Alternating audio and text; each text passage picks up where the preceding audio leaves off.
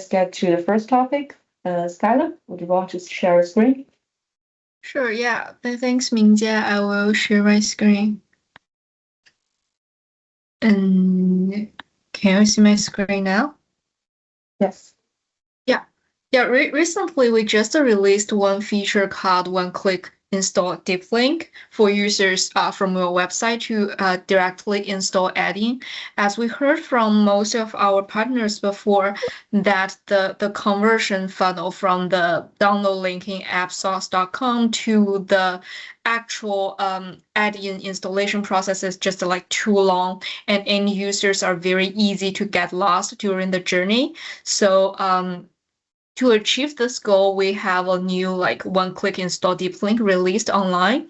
As you may know, the website version released several months ago, and now we released the desktop version. As you can see in this screenshot, this is just a demo, and you can insert the link to anywhere in your website, in your installers, or anywhere you need the link.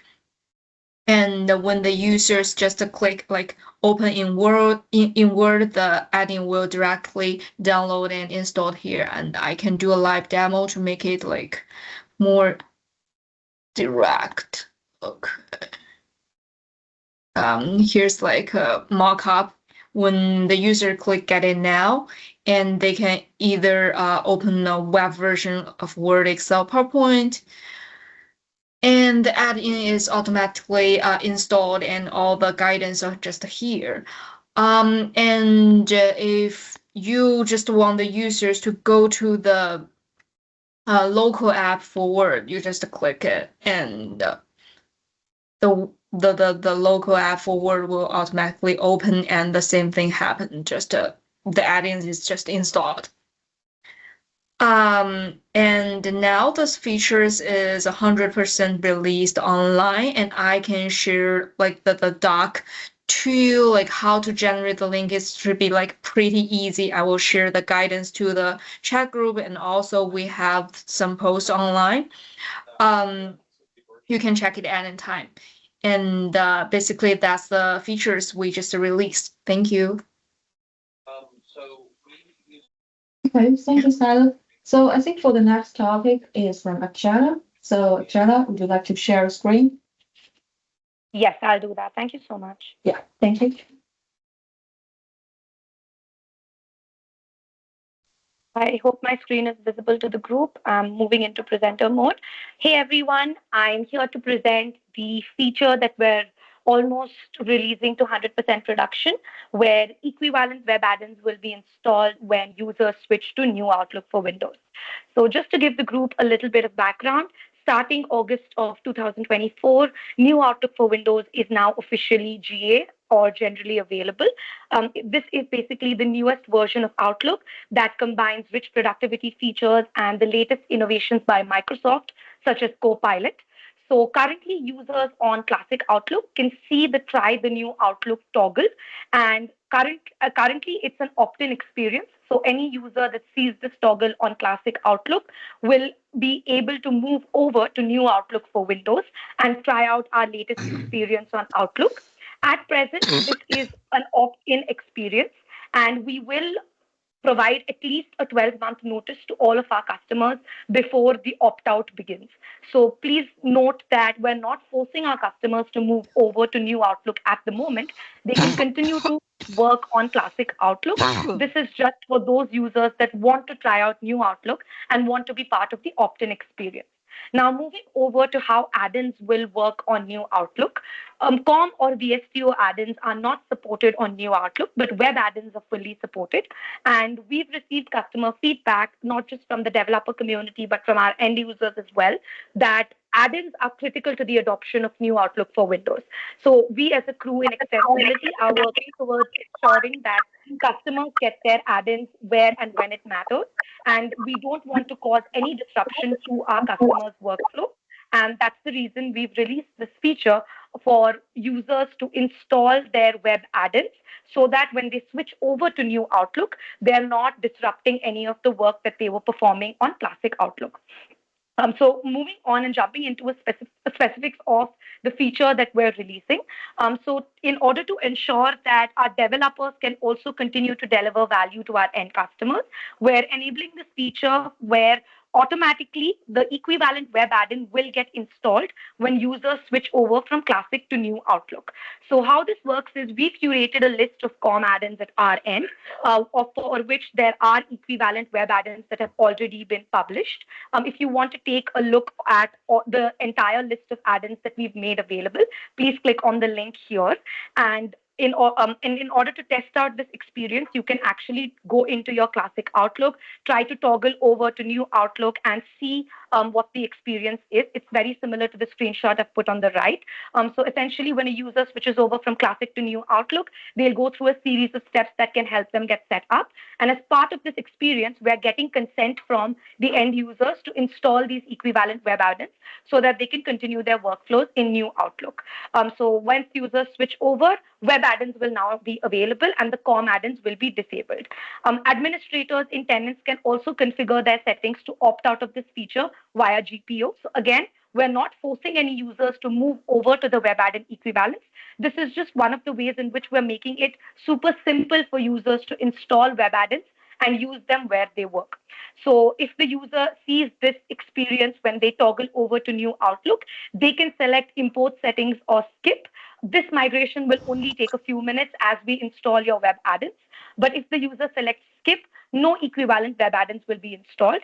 And unfortunately, because New Outlook for Windows does not support any COM add-ins, add-ins will not work on new COM add-ins will not work on New Outlook, and users will need to go and install web add-ins from the store on New Outlook. Moving on, we've also attached the list here with the logos of the web add-in equivalents that have already been curated by our team. We understand that this is not the complete list of equivalent web add-ins. There are a lot of COM add-ins in the Outlook ecosystem that were part of the Classic Outlook environment. And going forward, we understand that this is going to be a growing list, and we will continue to include more and more web add-in equivalents as they are built. And when these web add-ins get installed for end users on New Outlook, they will be treated as user-installed add-ins. So when users move over to New Outlook, they can access their installed web add-ins from the app's flyout, or they can visit the store, as I called out earlier, and go and install more add-ins. Again, New Outlook is not going to support any COM or VSTO add-ins. So web add-ins are the only way forward in case users want to use extensibility features on New Outlook.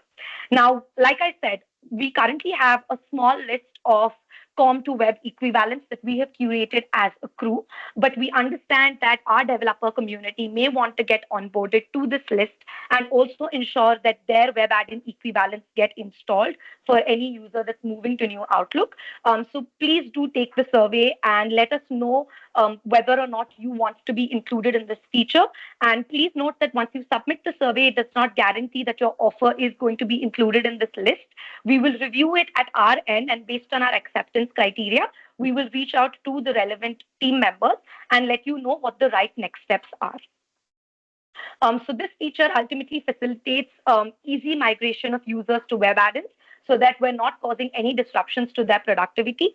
Now, we understand that this could be a big change for tenants. So for admins, we've already gone ahead and released our announcements to the admin community over a month ago. We've received feedback from the add-ins, and we've actively addressed all of that feedback via our message center posts. This feature is going to be available for all users by default, including users that are blocked from the store. But we've already given upfront guidance to all of our tenant administrators in case they want to opt out of this experience and review the web add-ins before they are installed for end users in their organization. Lastly, we'd also like to cover the scenario where developers are building unified apps. So it is possible for a developer today to go and build a unified app that also works on Outlook. So in case you are a developer that is planning to build a unified app or has already built a unified app and submitted it to the Microsoft catalog, we will try to install that unified app when users switch over to New Outlook. That way, we're ensuring that the latest version of your app is made available to users on the builds that support them. However, in case the unified app manifest cannot be installed for the end user, the linked XML add-in will be installed for the users instead. Again, this ensures that users can continue to use your offer irrespective of the client build that they are on. So we will make two layers of checks to ensure that users are getting the latest and greatest app that you are building as a developer. If you would like to learn more about how to build a unified manifest, please click on the link available here. We have a lot of helpful resources to help you on your unified app manifest journey. Just wanted to quickly touch upon the release timeline as well. As I called out earlier, new Outlook for Windows is now generally available to all of our commercial users. I've also added some helpful links in order to give you more details on how new Outlook is going to look versus classic Outlook, because the most common question we get is how is the feature parity between both the Outlook platforms. So please take a look at new Outlook feature comparison to understand how new Outlook is ramping up and building stronger and more innovative features. And also, we've added another link for new Outlook adoption in case you would like to share it with any of your customers and help them on their migration journey from classic Outlook to new Outlook. That covers the new Outlook release timeline. And this specific feature of installing equivalent web add-ins will reach 100% production by the end of August 2024. That summarizes the feature that we're delivering by the end of this month. Again, I have linked the survey in case you want to onboard your offer to this feature as well. Please note, this does not guarantee that your offer is going to be onboarded. It will just help us go through your requirements, and we will reach out to you based on our acceptance criteria. In case you have any questions or comments or feedback to provide about this feature, leave them in the chat or do reach out to us on GitHub. We're more than happy to help. Thank you. Thank you, Kara. So for next is Adrian, who to talk about the customer function update. Hello, Adrian. Yeah, sure, no problem. So can everyone hear me? Yes. Okay, cool. So I'm going to share my screen. Okay, so let's get started. Today we're going to share some of the latest update on custom functions. As you know, like we're trying to improve the overall functionalities and also the quality of the current custom function features.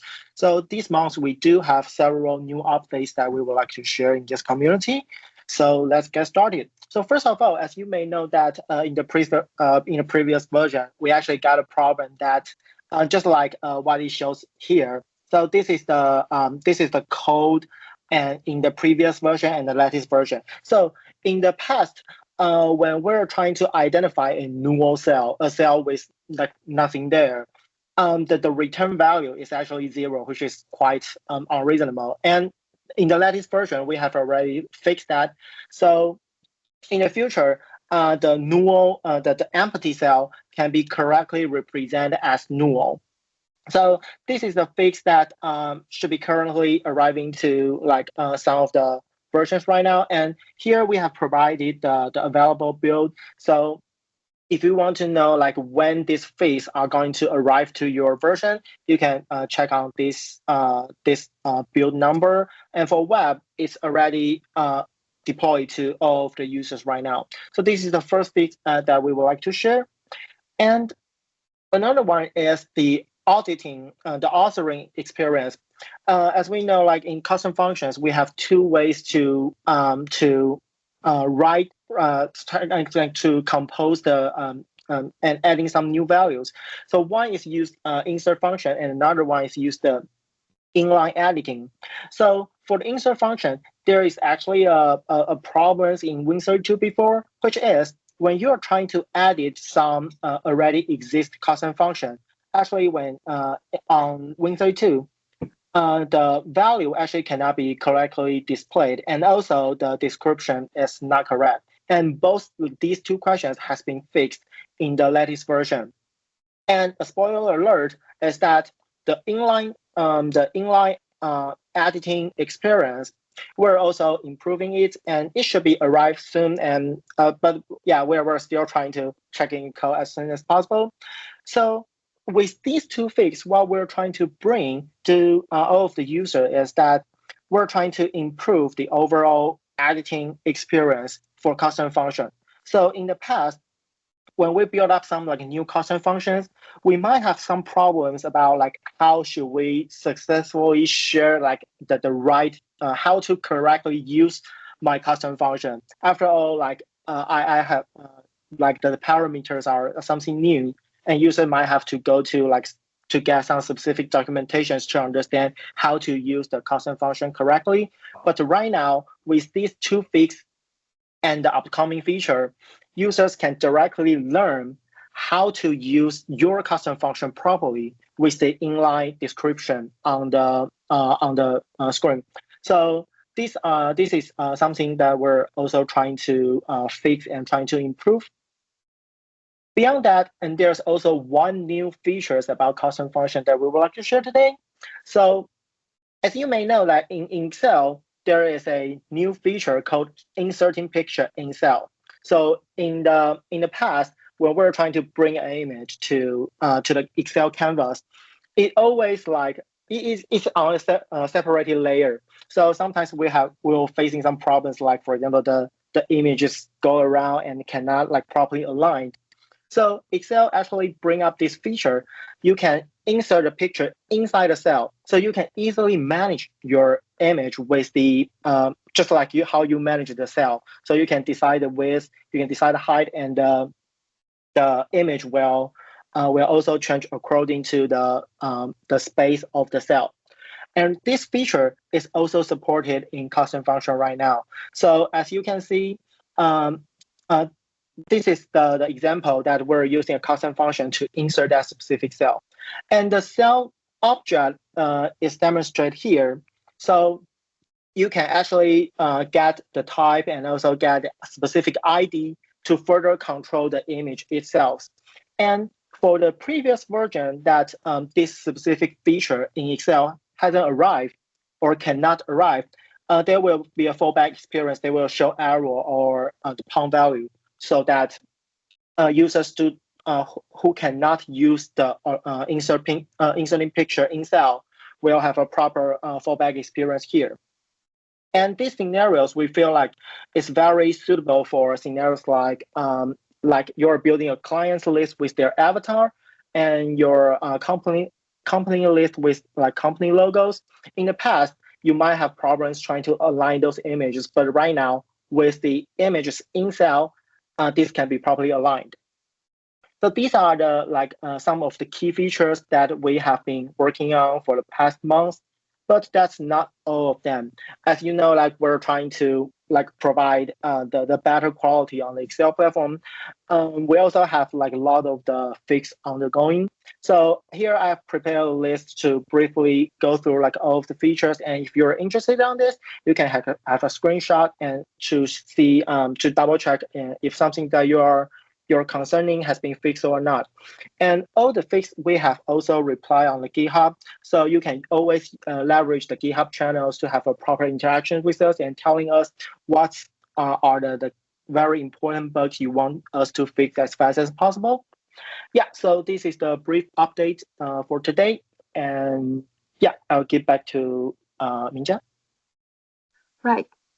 Okay, so thank you, Adrian. So I think for the next topic is David. And yeah, David, you can directly share your screen, maybe. Okay, thanks, Mingjia. Let me get this going. This out of the way. Okay, so.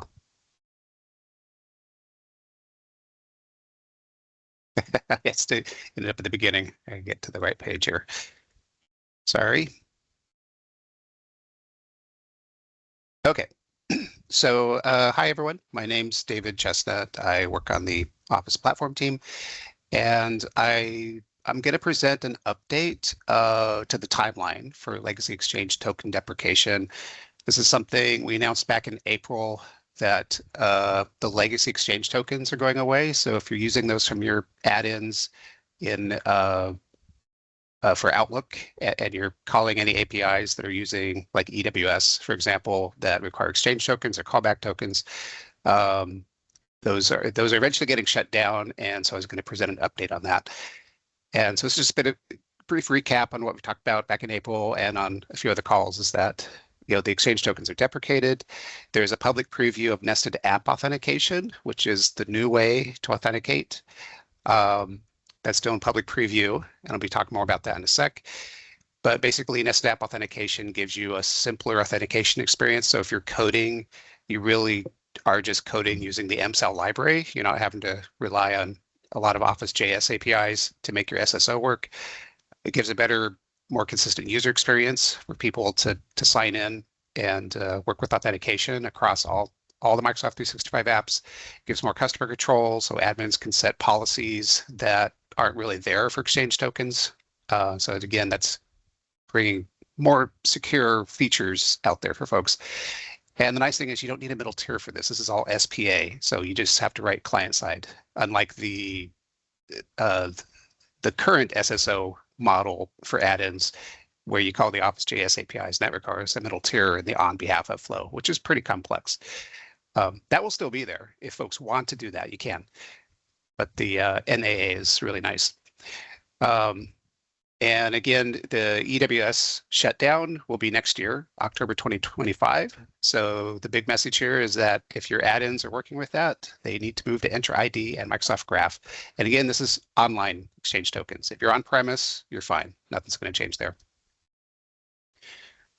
And so what folks need to be doing, if you have an Outlook add-in that is using EWS exchange tokens, you need to move it to using Entra ID and Microsoft Graph. And so what we're asking folks to do right now, if you haven't already done this, is figure out if your Outlook add-ins are making these sorts of calls, and you can look for these endpoints in step one. There's those 3 APIs that tend to be the ones that get used to get tokens. Those are the ones that will stop working eventually. And in the coming months, make sure you're building proof of concepts, committing dev resources for updates so you can get your add-ins ready. And step 3 is before the exchange tokens get turned off, make sure you've updated your add-ins and distributed them to your customers. So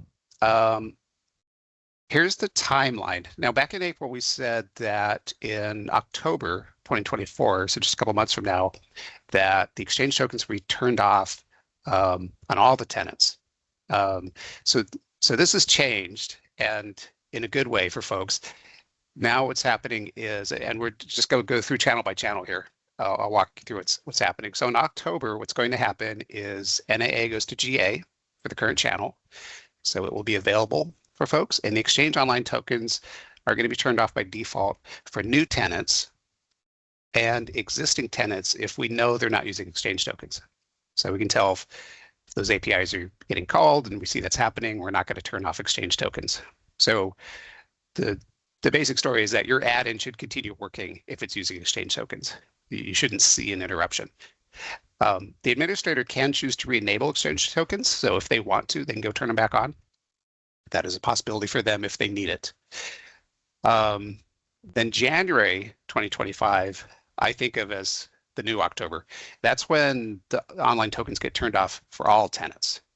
And at that point, if your add-in is being used by customers and it's still trying to use Exchange tokens, then you're going to start to see a break. It's not going to be able to get those tokens. So hopefully you have them updated and deployed by then. So the administrator can still choose to re-enable Exchange tokens on tenants and add-ins as needed. We're going to provide tooling so they can do that. And then in June, the ability for the administrator to re-enable tokens is going to be removed. So after that, you can't go turn them back on unless you contact Microsoft and request it. And it'd be like, it's an emergency kind of thing. We need an exception. We got to get this turned back on. And then in October 2025, all tokens are turned off across all tenants and add-ins, including any that were re-enabled. That's the absolute end of the Exchange tokens. Now, if you're on the monthly enterprise channel for tenants that are out there on that, it's just a month delayed, really. So it's November 2024 when you'll see NNA go into GA. And again, the Exchange Online tokens are turned off by default for new tenants and existing tenants if we know they're not using Exchange tokens. And the administrator can always choose to re-enable. And then in February 2025 is when you'll see these tenants get turned off. The online tokens will get turned off across all these tenants. And again, the June, the October dates are the same. June is when turn off the ability to re-enable them. And then October, they're turned off on all tenants. If you're on semi-annual channel, so it's like every 6 months you get an update, then you can see January 2025 is going to be the NAAGA date, and Exchange Online tokens are going to be turned off by default for all the tenants that are on semi-annual. And then the June-October dates are the same. Then there's also semi-annual channel extended, which that update will happen in June. So at that point, if you're on this particular channel, there's not really, you're not going to see anything happen until June. And at that point, it's basically the online tokens are turned off. And the administrator would have to get an exception for Microsoft to turn it back on. So those are the big channel updates. I have some links here, which I'll paste into the chat. If you want to know more about all those channels, this first link here will take you to all those channels. There's our original public preview blog. Now, I'll warn you, because when the blog came out, it's still going to say the October date is when everything shut down, but that's going to be updated. We're actually publishing a new blog post, hopefully today, that will have this updated timeline. There's getting started docs here, a link for that. There's a frequently asked question list that's also being updated today with the new timeline. So if you look at it right now, you're going to see the old timeline, but hopefully within a few hours it'll be updated. There's also our Outlook sample if you need code to get started with studying and moving your add-in over to NAA. We also have the Word, Excel, and PowerPoint samples.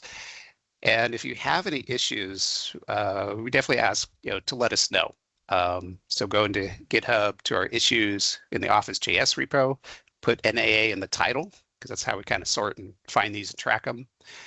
And let us know if you're seeing bugs or odd behavior, or if there's a gap, like when you go to Microsoft Graph, there's something missing that you're going to need, then that's the place to go. Let us know, and we track all that.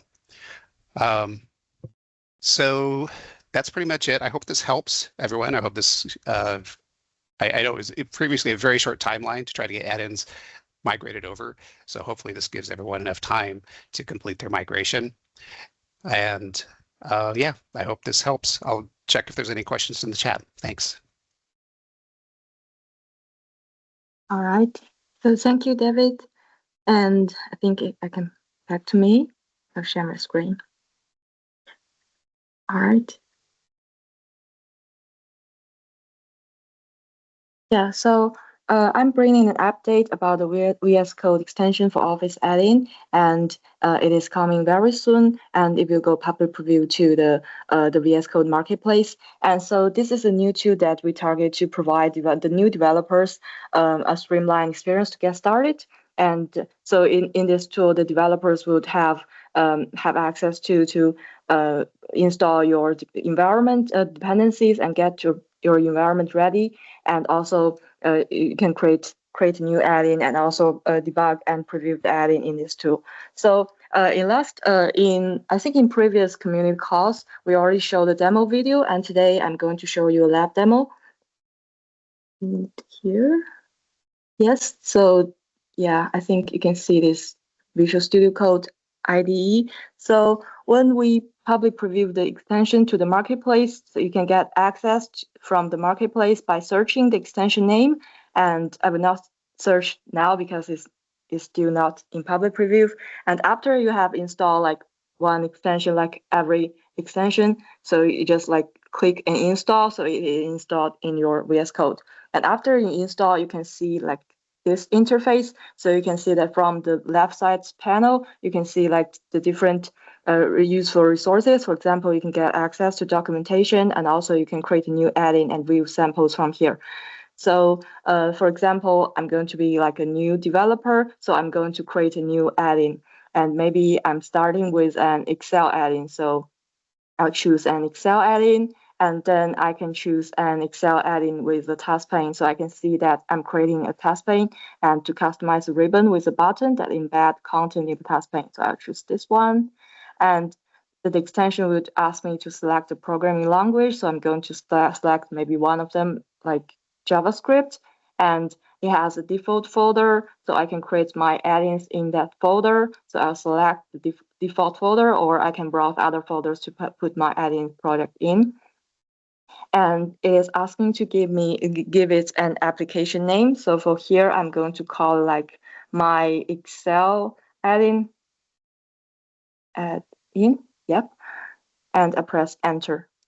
So you can see that the extension is creating my office, adding new project here. So yeah, and after it's creating, it will show a new pop-up window with the Excel add-in created. Here we can see the templates with all the files, assets, and also the command and task pane. So here you can see the codes with the new template get ready. And also we can see that the README file just pop up automatically. So I can check here and see how I can install the prerequisite and how I can run this with the Office add-in toolkit, and also how I can use this add-in project and explore the key files inside. So here I'm going to follow the step and maybe open one. So I can click icon here and I can click this preview my Office add-in to preview and sideload. So here I'm going to select the Excel desktop. Right, so by clicking this button, the extension here, you can see in the terminal output that it is check and install the dependency for me automatically.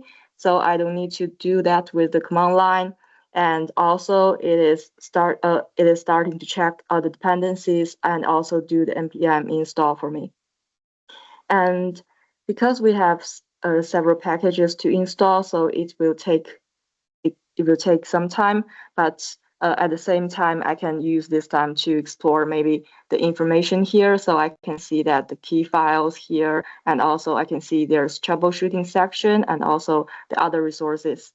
And also I can use this time to check maybe the code here. So in this task pane JS file, I can see in this project how it is functioning. Like here is a range format, so I can fill an Excel range into yellow, and also, yeah, by clicking the button. Yeah, so here is like, and also I can see the manifest file, like how it is working. And yeah, everything here. So I'm going to still wait a little bit time. Yeah, so you can see here we have the output. So you can see the npm install is still going.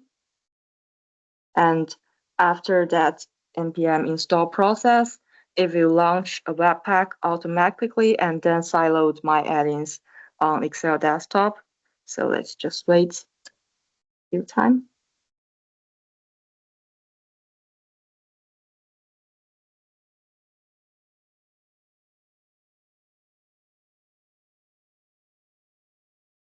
All right, and also we can see here, you can see the command. Yes, it's getting ready. And now you can see that it is launching my project, launching a Webpack.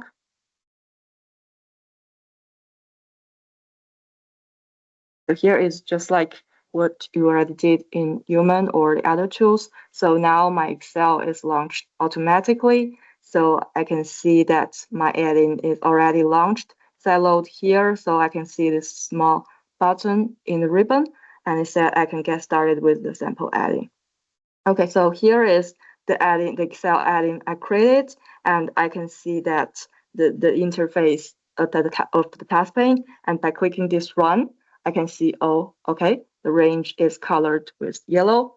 And also what I can do is I can go back to my code and change the color to blue or some other colors, so I can instantly see the changes here happen.